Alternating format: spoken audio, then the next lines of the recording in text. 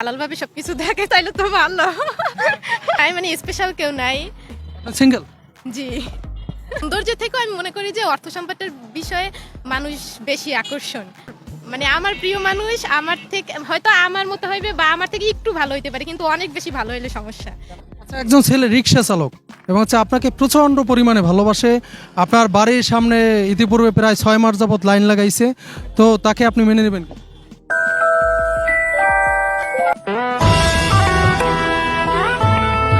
তাকে মেনে নেব কি না আগে দেখতে হইবে যে আসলে সে কেমন, তার সাথে 2 দিন কথা বলে দেখতে হইবে আসলে সে কেমন। তারপর আমার বিষয় হলো যে আমার ফ্যামিলি যদি সাপোর্ট দেয় তাইলে, আর ফ্যামিলি যদি সাপোর্ট না দেয়, যদি ওই বিএমডব্লিউ তো থাকে তার তো কিছুই না, ওইটা যদি আল্লাহ আমার নসিবে লেখা থাকে তাইলে আমি সমস্যা নাই। ভালোবাসা এইটা তো মানে স্পেশালি যে বয়ফ্রেন্ড গার্লফ্রেন্ড এইটা না, এটা যে কোনো সবার প্রতি থাকতে পারে, মা বাবার প্রতি ভালোবাসা, ভাই বোনের প্রতি ভালোবাসা। তো আমাদের তো ওই রকমের কাপল কেউ নাই, মানে স্পেশাল কেউ নাই, মানে প্রিয় মানুষ নিয়ে ঘুরতেছে সেইটা না। তারা যদি হালালভাবে সবকিছু থাকে তাইলে তো ভালো।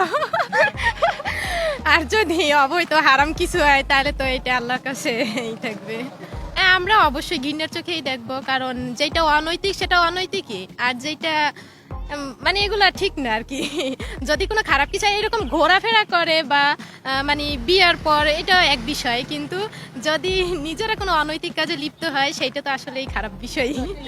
আমার প্রিয় মানুষটা অবশ্যই ভালো হইবে দেখতে বলতে, মানে আমি চাই আমার প্রিয় মানুষ আমার থেকে হয়তো আমার মতো হইবে বা আমার থেকে একটু ভালো হইতে পারে, কিন্তু অনেক বেশি ভালো হইলে সমস্যা। মানে তাইলে হচ্ছে যে গুরুত্বটা হয়তো বা কম থাকে, যে আমার থেকে সে যদি বেশি সুন্দর হয় তাইলে ওইটা সে মানে ওই গুরুত্বটা মানে আমার উপরে থাকবে না আর কি।